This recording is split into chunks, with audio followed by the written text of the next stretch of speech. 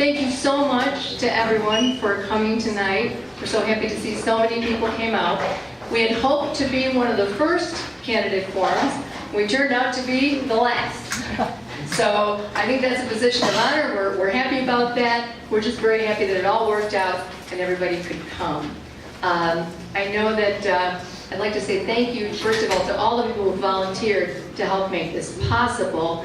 I know that Joy Malikoff, where are you? Commissioner Malikoff is here. We'd like to welcome her. Commissioner Steinberg, where are you?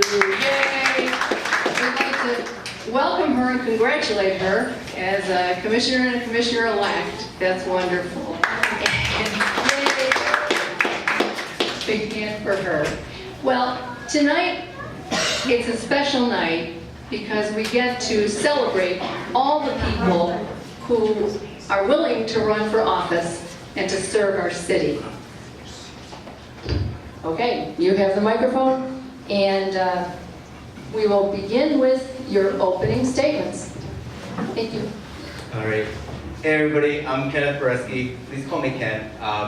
So a lot of you may not have heard of me before. I've lived here on the beach for 12 years. I've been an IT consultant, riding my bike to people's houses and fixing their computers. And during that 12 years, I've seen this city falling apart. This city is my home. This city is our home. All of us are here because we love this place. 2 years ago, I almost got killed in a hit and run on our streets. I lost my business pretty much because of it. But you know what? I find good things in everything. That gave me the time to commit myself to running for mayor, to serving everyone here as mayor. I don't have those business obligations, I don't have family obligations. I have this city that I'm proud of, the city that I call home, that I'm seeing going in a direction that I can't stand. And I think a lot of us are here for the same reason. We can't stand some of the horrible things that are happening, especially right here on Ocean Drive. So why me? I am the most out-of-the-box person you'll ever find. The tried and true, the standard way politics works, it hasn't worked for us, and that's not going to change. We need new ideas, we need fresh blood, we need somebody who's willing to shake things up. And most importantly, we need something that we don't have right now, which is someone who's going to listen to all of us. Our current leadership, we're lucky if we get a couple minutes of their ear, and it usually gets ignored. I'm here because, not because I want to be the leader, because I want to be the mayor, but because our city needs that. Our city needs somebody who recognizes that we have problems and knows that the solution is not any one of us, it's all of us. I'm Ken Boreski. I hope you'll listen to what I have to say and check out my website at voteboreski.com. Thank you. Thank you very much. I'm going to applaud us. I'm Dan Gelber, and I'm a candidate for mayor. Thank you. First of all, thank you, SOFNA. This is really impressive. I don't want to say save the best to last, because maybe I'll win this HOA and not any other one in the city. But it's very impressive, and I think this community is really benefiting from not only your leadership, but being involved in the community. So I'm Dan Gelber. I was born and raised in the city. I was born here. I'm 56 years old. I went to the same high school that my mother taught at, and my daughter will graduate from this year. I got into public service really because of my parents. My mom was a school teacher, and my dad, who came here on Ocean Drive to train for World War II in the Army Air Corps, liked it so much he came here and became a prosecutor, a judge, and actually was the mayor of the city. And I think a very good public servant in every way. So I followed that path. I spent about a decade as an assistant U.S. attorney. I was the deputy federal prosecutor in South Florida. I did mostly public corruption work. And then I went to Washington for a couple of years where I ran the U.S. Senate's Investigations Committee and did mostly counterterrorism work for communities worrying about that kind of terrorism. Then I came back here, I met my wife, she's a prosecutor, and I went to the legislature where I spent about a decade in the House and the Senate and as the minority leader there as well. I learned a lot of lessons there about our community and about sort of its governance.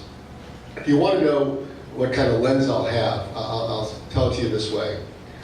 I think this is a great place. I love its vistas, I love its environment, I love everything about it.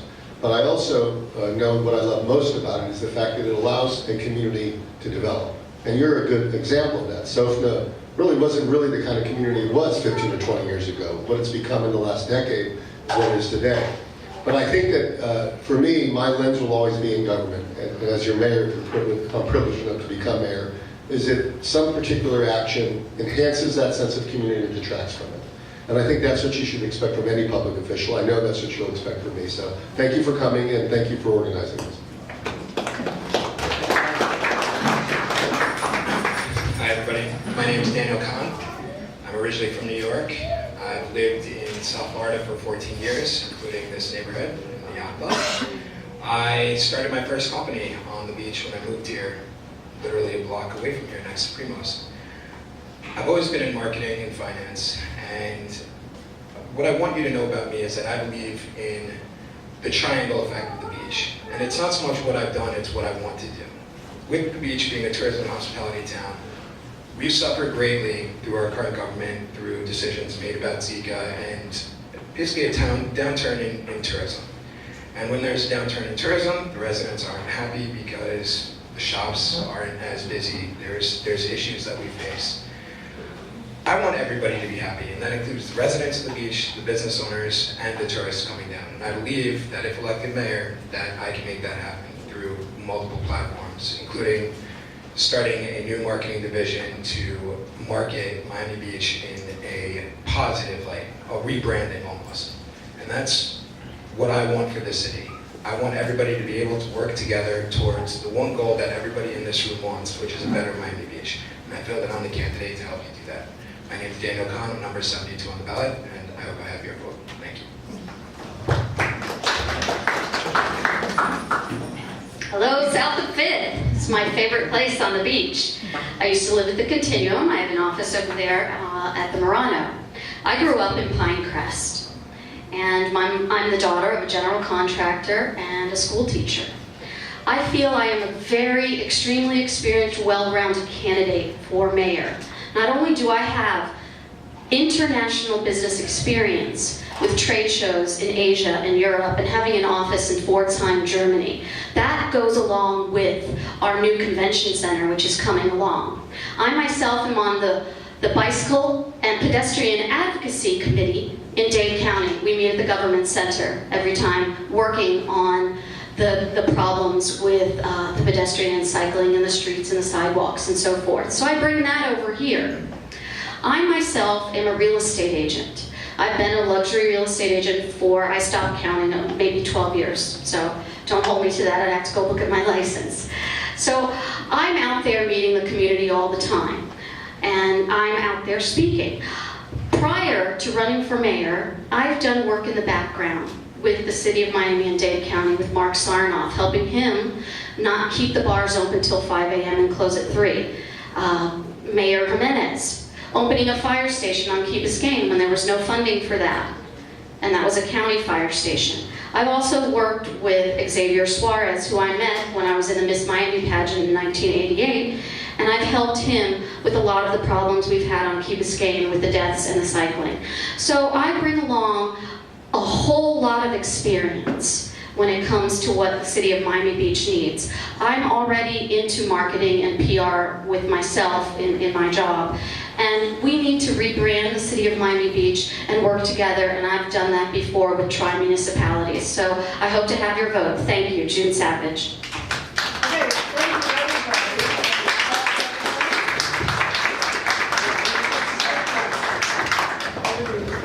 Before I give you the first question, I'd also like to recognize we have one more commissioner who's come in, Ricky Ariola. Thank you for coming.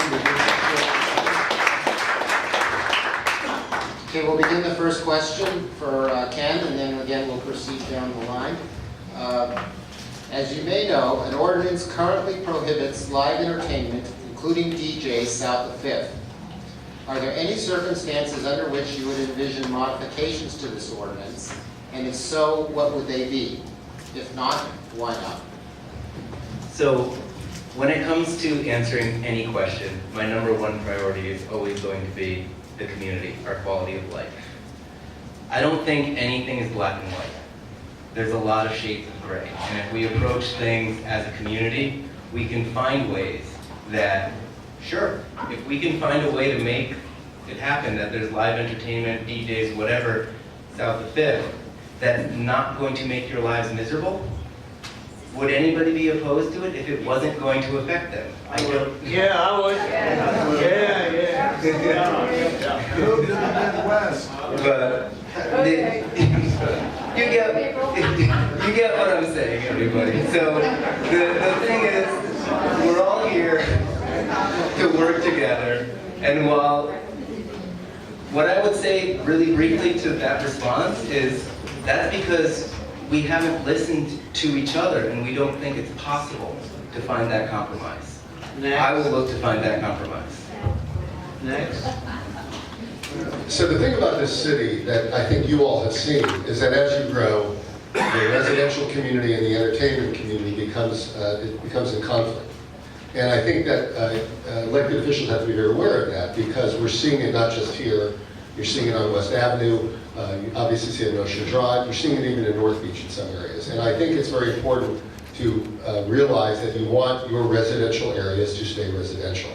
And I think that when entertainment impinges on that enjoyment, that ability to enjoy your sense of community here, then the city has to say there's got to be a bright line because once you cross it over, it becomes something that you never end. I don't think people get places in one, buying a place or renting a place and then find out later that it's becoming an entertainment district. And I think some people like that, but I don't think this community does. And I think the city has to make sure we protect the quiet enjoyment of our citizens. Listen, please don't applaud, because I think that you shouldn't applaud things that you should expect. Okay, you should expect that. And I know you're having a debate about zoning or the ordinances, and I think you've got to make sure you at least keep that there to protect you. You can decide later what you want to do. You've got to have that ordinance there to protect you. No applause. Every resident of the beach wants to be able to enjoy their quality of life. And if that means some people enjoy loud music, some people enjoy barbecues, some people enjoy long, quiet walks on the beach, watching the beautiful sunsets, whatever it may be, every single resident of the beach deserves their opportunity to be heard. Music and noise ordinance issues has always complicated the beach. There is no silver bullet answer. It's a yes or no issue, but to some people, what may seem like loud music isn't loud to others. I think that we need more public forums to actually discuss it and to go over the current ordinances so that we can actually give examples of, hey, this is what is loud music, or the hours at which it's being played. I think that everybody deserves to be able to be heard, and I want to open up the floor to the residents of Miami Beach to be able to be a voice for them and to listen to them. Thank you. Thank you. Aren't we glad we got Chivo under control? When that whole patio up there, really, they wanted to have open music and they wanted to go certain hours, okay? So kudos to everybody that got Chivo under control. South of 5th is a very high-end real estate market. We do not need any more noise around here. I lived here, I know, we have Nikki Beach, that's enough. There's some ordinances that do not allow for bars and clubs to be open within 300 feet of schools. They're giving a variance right now to one over in South Beach, and they're taking from 300 feet to 134 feet. It's important that the residents go to these meetings because these things are getting slipped underneath your feet as we speak. We do not need that here south of 5th. And I guarantee if I'm elected, I will be watching out for all of you. Thank you. Thank you. Okay. Thank you very much. That was the first question. I also would like to acknowledge that Commissioner Rosa Gonzalez has just joined us. Welcome. I'd also like to ask that, I know that some of the responses may not be what everybody wants to hear, some may be really what everybody wants to hear, but if we could just kind of control our reaction and try to be respectful, no matter what someone says, and we will get a chance to clap at the end, but I ask you to just keep it down a little bit, and also, if you could keep your sidebars to a minimum, your conversations, if you need to talk, if you go out in the hall, we'd appreciate it. Okay, question 2. Mr. Gelber, you're the first one. What plans do you have to ensure that in your administration, the city is more accountable, responsive, and transparent to to our residents. Thank you, and you are definitely a school teacher. if anybody- Thank you. One of the first things I want to do, and I hope it is the first thing I do, is to establish an Inspector General in City Hall. And when I worked in the legislature, I worked, and I in fact wrote the Inspector General law. As a prosecutor, I worked with Inspector Generals, and in the U.S. Senate, almost everything I did was with Inspector Generals. Inspector General is supposed to do fraud, waste, and abuse, not just ethics issues, but waste and abuse sometimes is the worst kind of thing because it's the waste of your money. And we have one in Dade County now, an Inspector General. And for instance, the school board petitions that, through an interlocal agreement, that Inspector General to work in the school system. A city could do the same thing, I believe. We might have to modify our charter. Whatever it is, I think it's worth it. I want an Inspector General in City Hall. I don't want that person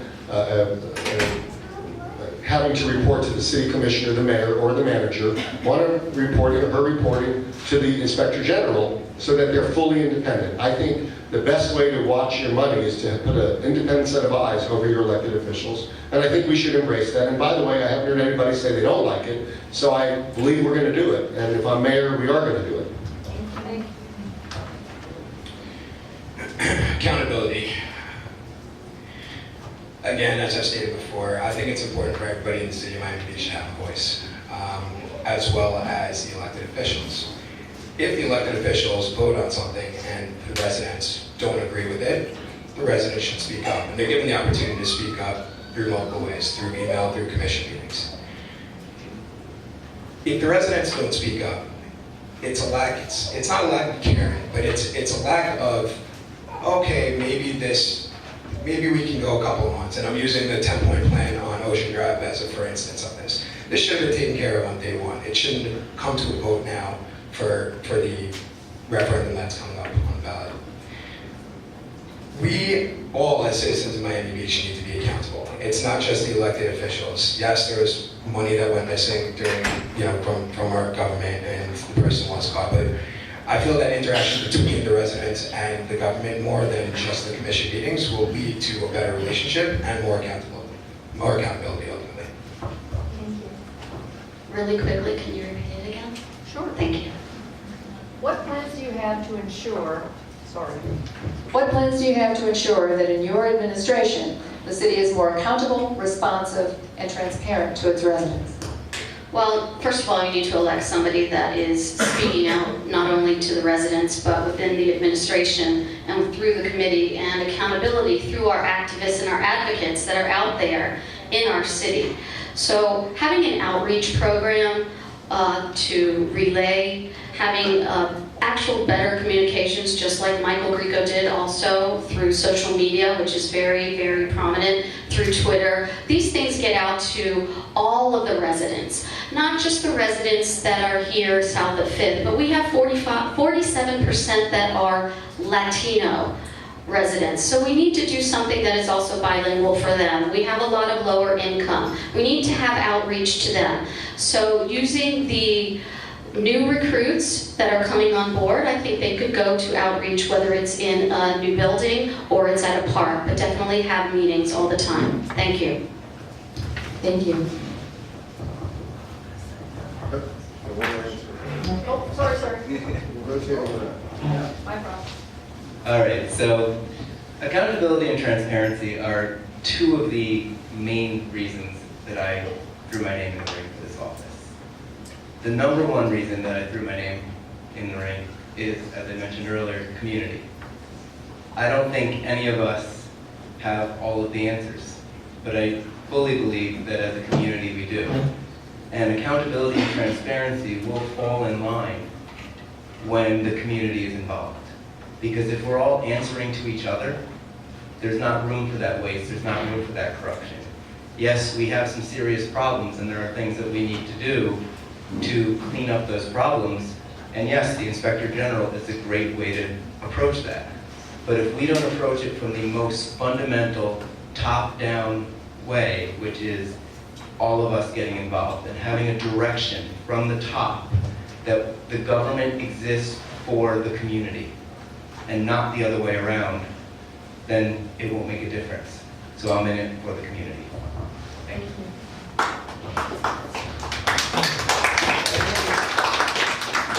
Next question.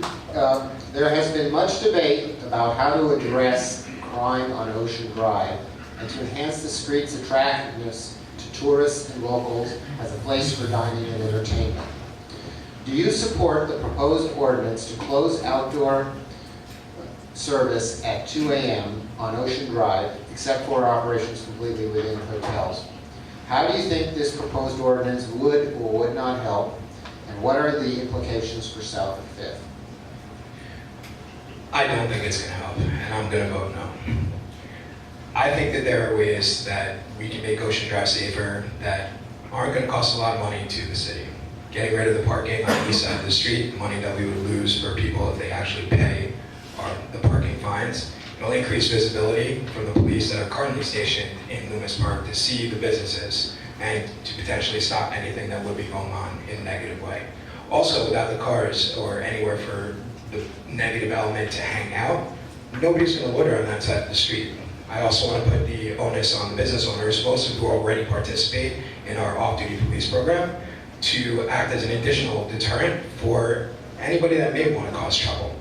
If we close the bars outside at 2 o'clock, all we're doing is forcing binge drinking people that are going to binge drink until 2 a.m. to move westward, more into the residential area of Collins and Washington. And we're going to see more noise ordinance issues, we're going to see more fights, we're going to see a bigger problem, and that's why I'm going to vote no.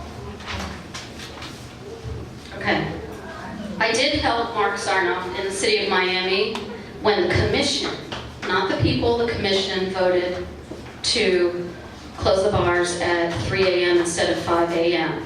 due to a lot of triathletes, cyclist runners, and so forth that were out there, and it was just children, college students playing beer pong.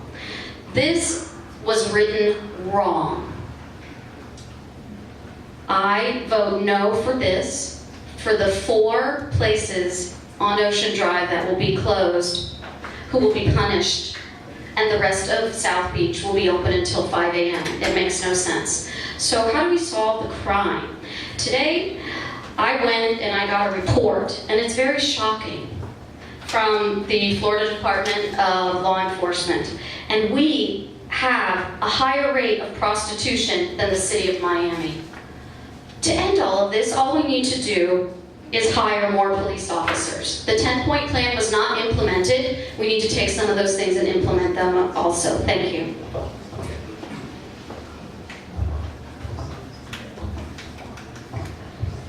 All right, so first of all, no.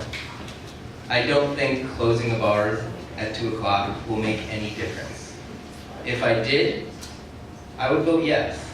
But I honestly have not seen any indication that convinces me that it will make any difference whatsoever.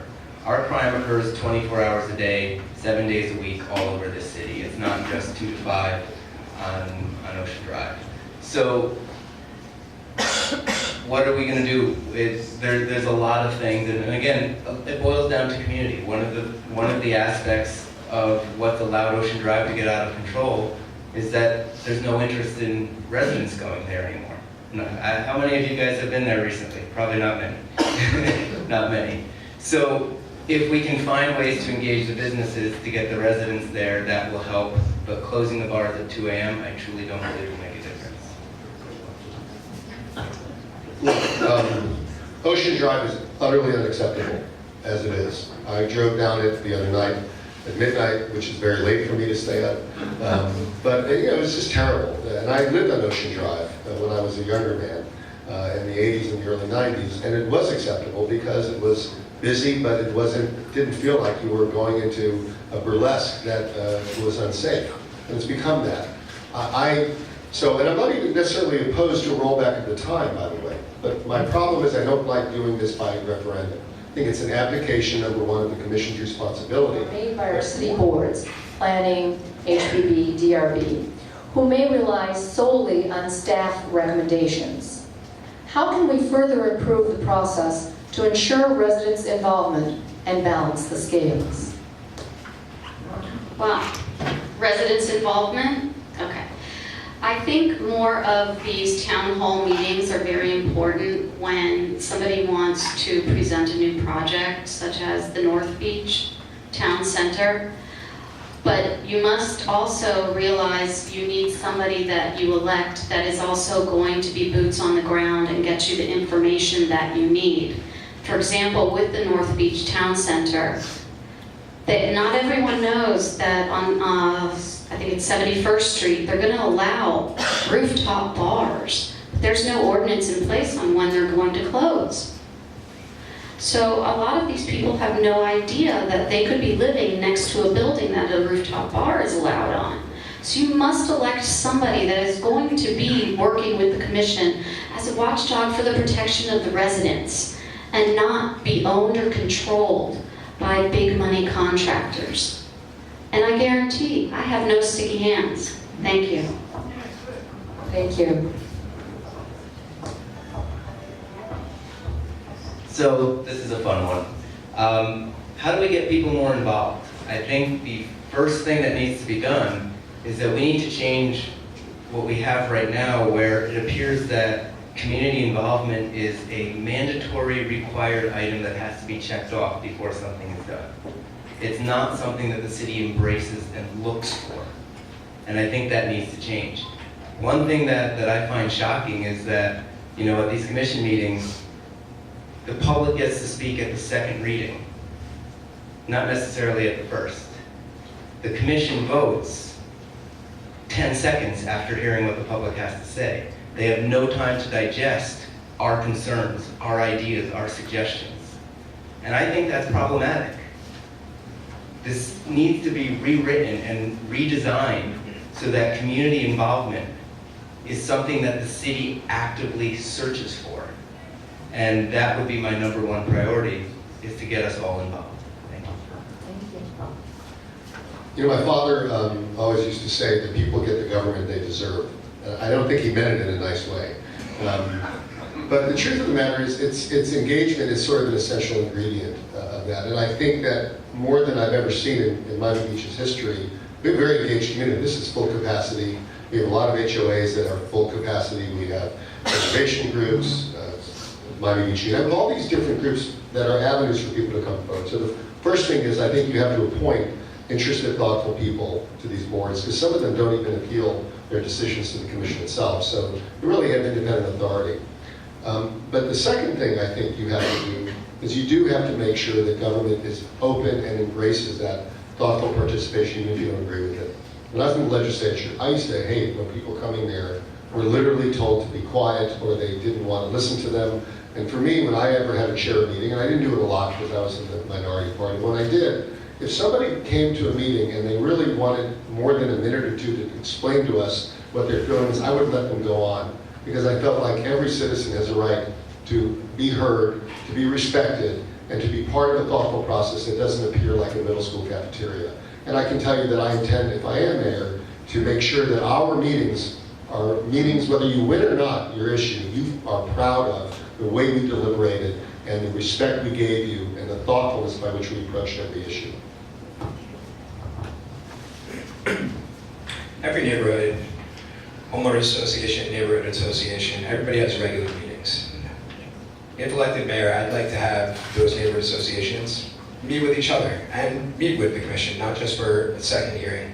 I want to promote the neighborhood of Miami Beach, not individual neighborhoods, but we are all affected by every decision that is made by the commission and that's put forward by the commission. They're not doing a great job. People have different schedules. Not everybody can meet on these days that there are commission meetings. I feel like opening up the doors for more information, pushing out mailers, pushing out emails, not just during election season, but the actual matters of the beach would help inform all the residents of Miami Beach, and I think that we get a lot more accomplished when everybody's informed. Thank you.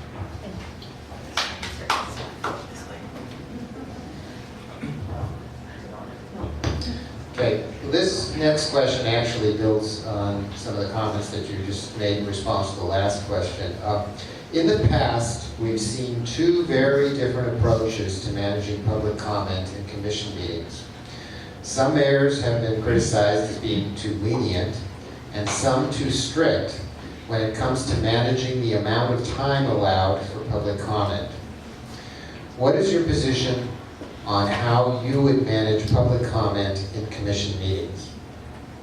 So the more involved our community gets, obviously the more comments are going to be both in favor and against any item, no matter what it is. And the key to approaching that is to providing a suitable outlet for those comments. If everybody spoke at the commission meetings, yes, it would never end. But right now, that seems to be in almost all cases the only opportunity you have to be heard. And I think the way to approach that is for some of these contentious issues, give the public an opportunity to speak beforehand, to work together, to brainstorm, to find solutions themselves, so that by the time second reading comes and it's open to public comment, both sides have figured out a suitable compromise. And both sides get up in front of the commission and say, I think this is what we should do. Because at that point, the commission has a very easy choice. They listen. Process matters. It really does. Even when you don't get your result, it matters. And so for me, I've run for office before. I always have told people when they come to me and say, hey, I got an issue, they're upset about something, I'm sorry to have to interrupt you. I always say the same thing. I wouldn't be doing this if I didn't want you to come and tell me what you think. When you run for one of these offices, you have to have a servant's heart. You have to say, I am your servant. So you need to let me know what's important to you. I may not agree with you, and there may be a group of other people where something's important, and I may agree with them, but I have to put myself out there to receive your ideas, to respect that it's important to you. And it may only affect 20 people, but to the 20 people it affects, it's important to them.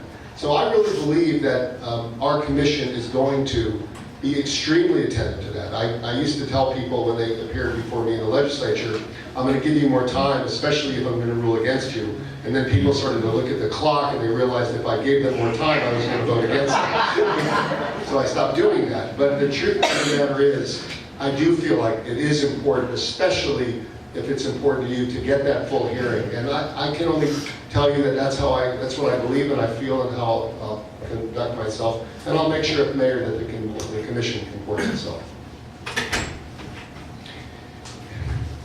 Elected officials need to listen to residents, business owners, and tourists of the beach. In my opinion, nobody did a better job than former Commissioner Grieco. He was always there to listen to people. It didn't matter if it was 4 o'clock in the morning. Didn't matter if it was 10 o'clock at night, wherever it was. That is what a public servant does. It's there to listen to the people. Whether or not we want to hear what's said, it doesn't matter. They're there to listen. People get elected because the residents want them in office. They want somebody to listen to them. If elected, I'm available 24 hours a day, and I want to build the communication between the residents in the city, and the residents and the business owners, and the residents and the tourists. I feel that nothing can move forward on the beach unless all 3 groups are happy. Thank you. Okay. Well, for every action, there's a reaction. And obviously there's a reaction, and there's a lot of people that need to be heard because there's a lot of problems in the city of Miami Beach. So if there was outreach, being proactive government, you wouldn't have a lot of people that needed a lot of time. So one of my greatest mentors, Xavier Suarez, who I've worked with on other items, not only if you go to a commission meeting, but he will have a small town hall meeting with you. Very generous man. So my second office is Joe's Takeout. Of course, that's only from November through April, but I'm there practically every day, and that will be one of my spots along the city. But having a mentor like Xavier Suarez, showing perfect examples of how he has small meetings with the police and the commission, with the community, is something that I will do. Thank you. Thank you. Okay, the next question starts with Mr. Gilbert. What is your opinion on programming for the Memorial Day weekend? Should the air show be expanded?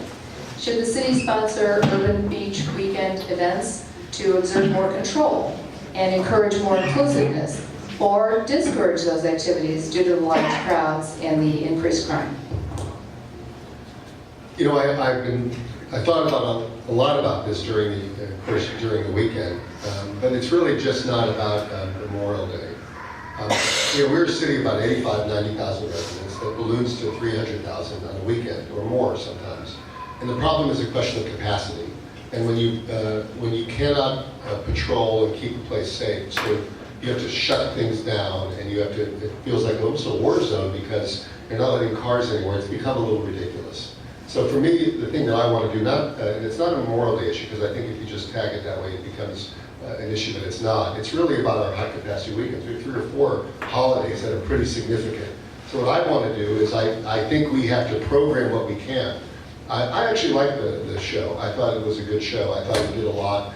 Some people didn't like it, but I think you got to learn from that. So I don't mind programming things, but I do think that we have to be careful about these high capacity times. It's hard to do this in a minute, but I do want us to have programmed activities when we can, because they may control the amount of people we're getting. Because to me, it's a question of capacity and not necessarily about what the programming is. And our police have told us that they can't handle it. Can't even find overtime police officers to handle it. As director of food and former director of food and beverage marketing for Morgan's Hotel Group, it was my job to program things during Urban Beach Week. And I can tell you that I personally liked the RNC show. I thought it was great. Urban Week has been in decline for the last 6 years. We no longer have the barricades on the street. It's wrong to say we don't want a specific type of person here. We have a town that's open. Our doors are here to everybody. We love everybody. And to say otherwise wouldn't be right. I think that the RNC show is a good start. It's trying to bring back the family-friendly environment of the beach. I think we could do additional programming. I think we need to work with national promoters and international promoters to make the weekend bigger, not just a push from locals, but to actually bring in tourists, the people that want to bring in their kids and their families to experience what Miami Beach is. And I think that weekend is a great weekend to do it. Okay. So I took a ride along on Friday with the police from 2 to 5 a.m. and I did it on Saturday from 2 to 5 a.m. and there was pretty much no instances going on last weekend. And then Sunday, I went out, and after the police, I rode along around 10 p.m. and I took pictures of all of the restaurants, and they were packed with European travelers and a ton of tourists. So this Air and Sea show, the food, the seafood festival that just happened was a great quality family style event, and that's the kind of tourist that we got for that. So working along with our new convention center, we have to make sure that we bring great events like that here. So the Greater Miami and the Beaches, we need to work together with them and make sure that those events come along our way. As far as policing, we are short policing. We've been short since 2016. We spent $7 million on a study to nowhere, but we did not proactively hire enough police. So we do need more policing. Thank you.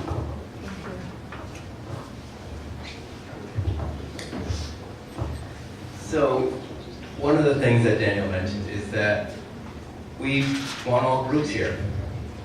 And that's true with one exception. We don't want criminals. It doesn't matter what demographic other than that you belong to. If you're a criminal, you're not welcome in Miami Beach. We need to find ways to make that clear. As far as programming goes, if we can create programming that draws in non-criminal tourists, that's great.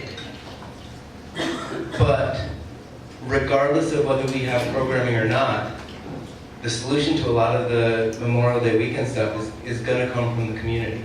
It's going to come from not specifically the residential community, but we've got to get our businesses, especially our entertainment businesses, to be on board with whatever we do. Because if we're marketing to one group and they're marketing to another group, it's going to cause more problems than it fixes.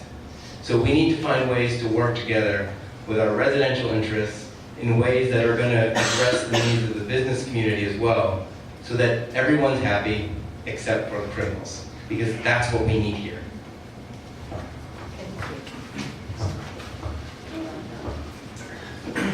Such a beautiful sunset. Sorry, I had to. Okay. Next question. The city recently imposed heavier fines on short-term rentals. Do you think the current policy is about right or unfairly infringes on the rights of property owners? do you think additional steps should be taken to control this activity? As a homeowner and, living north of here, everybody has a different feeling. For me, I like to understand why people are renting out for short-term rentals. Sometimes it's because their job isn't paying them what they need to and they need to supplement their income. Other people rent out their properties because they're foreign buyers and want party houses and it's a good way to pay the mortgage. There has to be a compromise between the two. And if elected, I will reach out to Airbnb and try to get them to basically pay a background check to everybody that wants to potentially rent Airbnb and do a 3-week advance stay so that at least we know who our potential neighbors are. If that potential neighbor gets passed their background check, and then they end up violating noise ordinance, you get 3 strikes. After the 3 strikes, then you get the $20,000 fine, and then you're kicked off of Airbnb for a year or 2 years. But I think everybody deserves a chance, ultimately, to rent out their property for short-term rentals. It really comes down to the needs of that owner. If the person gets fined and it's $20,000 and can't afford to pay the fine, the only people that end up losing are the residents of Miami Beach. We're not collecting the tax money. Thank you. Okay. Condominium associations are there to protect the residents. South of 5th is very, very high-end. You do not want Airbnb rentals in your condos, which is why you must stay protected, and that's why you keep your value high. When it comes to a personal residence, that's a different story. Airbnb is like the Zillow for us realtors. It's a large organization. It's going to have to be regulated more on a state level.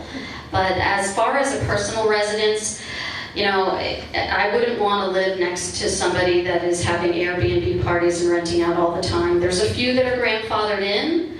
Velazzo, I don't know if you've heard of that, and we might want to keep that. But condo associations, and even the smaller buildings that have associations, must protect their value, and they must all vote and have it in their bylaws. Thank you.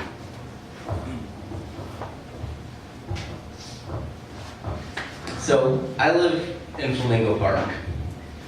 My direct neighbor, separated by a whole 2 pieces of sheetrock, was a party rental. So this one hits very close to home. Many, many, many sleepless nights later, one of the things that I found was that our current approach, while it sounds good on paper, is not enforceable. Because the short-term rentals, they'll reach out to the guests the day before and say, oh, by the way, there's a problem with the neighbor. Tell him you're my friend. Here's my name and phone number. And code enforcement shows up and, oh yeah, my friend so-and-so. That person has a lot of diverse friends, but let me tell you that. It's not enforceable because those tenants don't want to be trapped. If we were to have a pool of hotel rooms, which I'm sure the hospitality industry is about to cooperate on, that the city could pay for out of those fines, so that when those tenants get kicked out, because that's what would happen right now, short-term rental, you're gone. They've got a place to go as long as they'll testify, which then makes it easier for us to collect those fines. We can work on solving that problem. Airbnb may work in a lot of cities. It just doesn't work in ours because of the kind of destination we are. And that's just the truth. People invest in homes and other places, and they let their value appreciate while they use that to circulate residents who are just there for a day or two. And it commercializes our residential communities, whether they're single-family homes or condominiums. And you just can't allow an end around your zoning laws. You didn't buy a place to allow it to become a revolving door of people you don't know. It's that simple. It's very hard to enforce, but we have to continue to enforce it. And I don't want to change it because the state legislature, because of Airbnb, very powerful group, is trying to preempt our laws. And if we change them, they might end up saying that your ones that you had grandfathered in years ago, you no longer have at all. So I think this is going to be a constant battle for the city. But I think it's a battle worth waging. I really do feel like there are people, and I've talked to them, who say there's a party house across the street. And it's up all night, and I have little kids, and there's a party bus coming in. And that's just not right for somebody to have to suffer because of Airbnb. And I understand property rights, but that's why there are zoning laws, and why some areas are zoned for residential, commercial residential, or or single-family home, and some are not zoned for these kinds of revolving door homes. And I'm sorry, I know there are some people that it might impact, but you can't open that door, because in Miami Beach, when you open a door like that, you get a flood, and that's not something we want here. Thank you. Thank you very much. We have the last question now, starts with June. So other than police on foot, what would be your approach to address the habitual criminal offenders that plague our parks, beaches, and public spaces? Well, we definitely need someone to follow up in the courts and be our public defender for ourselves, going over there and making sure that the judges know that the repeat offenders need to have a harder sentence. As you saw, Jack Ruiz, who owns the bike shop, is a friend of mine, an activist had to go all the way over there to the county court system and show the judge, this guy's a repeat offender, you know, we need him off the streets, he need a harder sentence. So we need to, it will be a full-time position. This person's going to be extremely busy, but we definitely need to look into that position here for the city of Miami Beach, as we do have a lot of repeat criminals. Thank you.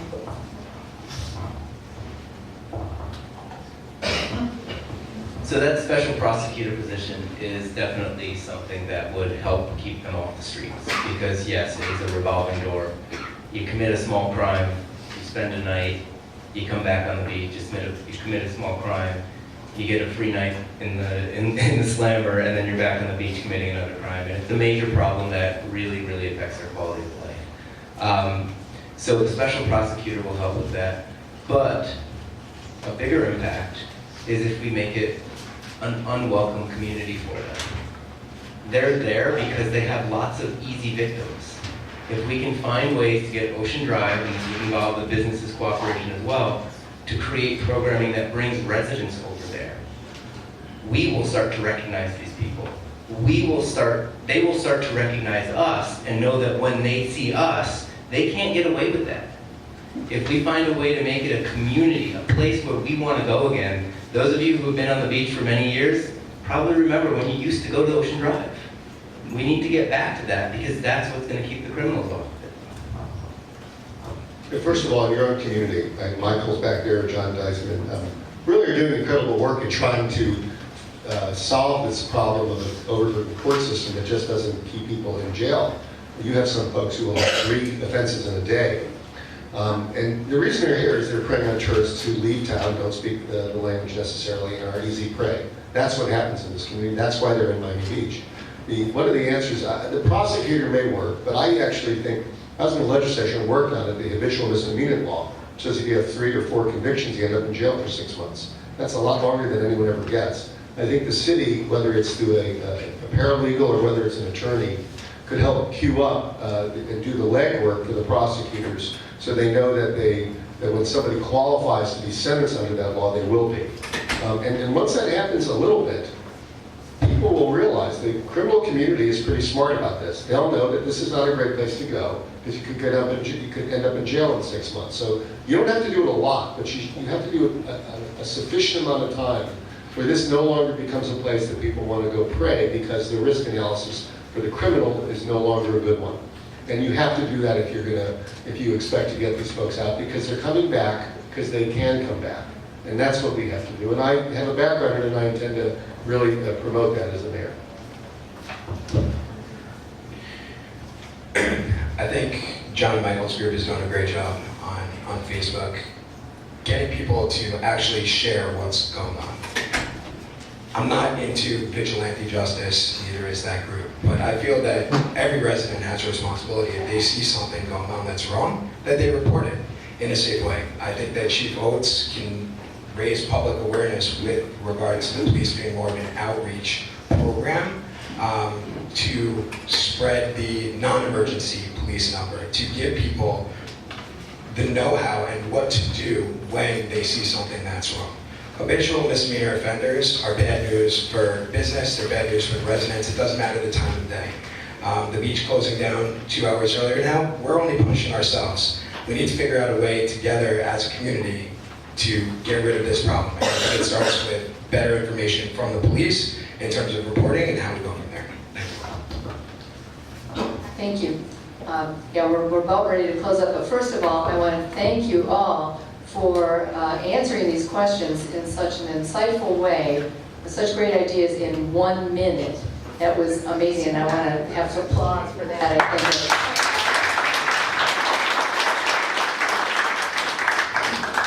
also, for the closing statements, we're going to go reverse order. So, sorry, you're playing past the microphone. You're probably really used to that.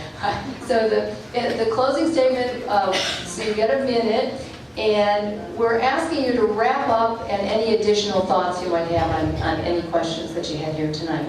Thank you. Okay. Thank you for having me here tonight. A lot of our problem is we do not have enough police. It's common sense that we do not have enough.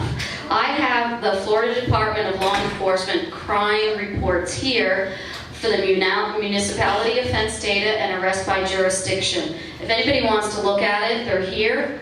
We've been promised a lot by the current commission and the current mayor, and they haven't given us any statistics on crime. So you could make an educated vote regarding this 2 a.m. So I have some here that you can look at, and it's very shocking, and it gave me a stomachache actually. So we need more police. Since the 10-point plan was put on paper, since 2016, it has not been implemented. So today's result is the result of failed implementation. So there are some good points in that 10-point plan, but it needs to be implemented, and not a lot of fake promises. So you need to vote somebody that is out there, boots on the ground for you, and that will implement and do what they say. So again, my name is June Savage. I have international business experience, and I'm boots on the ground for the mayor of Miami Beach. Thank you. Thank you. Thank you everybody for coming tonight. I just want to spend my minute talking a little bit more about Airbnb. How many people in this room take Uber? Essentially, Uber is exactly the same principle as Airbnb. You're just temporarily riding in a car. How many people in this room have friends that come in from another country or another state and spend time in their house? No neighbors complain. I think that we're putting the blame on the wrong people here. I think that everybody deserves to enjoy our beach, and by finding everybody, we're the only ones that are losing. You can't, if we're anti-Airbnb, what it does is it forces everybody to stay outside of our city lines. And then they're just renting cars or taking Ubers in, which is just causing more traffic for all the residents. I think before anybody really figures out a solution with Airbnb, you really have to think about how it pulls the thread through the entire city.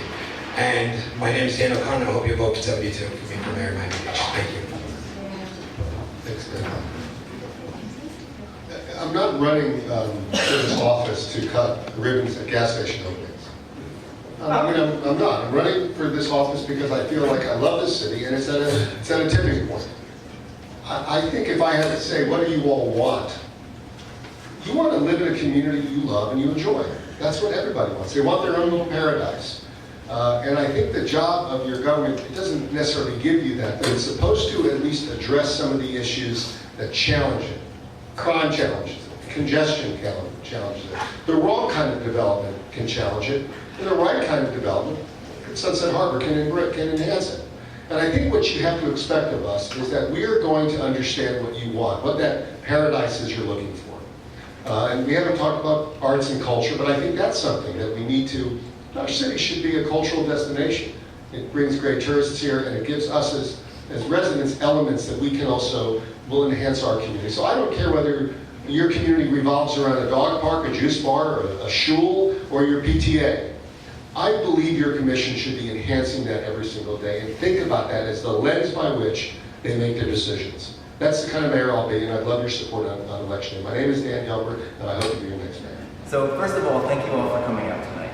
As I've said many times before, and I'll continue to repeat over and over again, it's the involvement of the community, it's the involvement of everyone here that's going to be the solution to all of our problems in the city.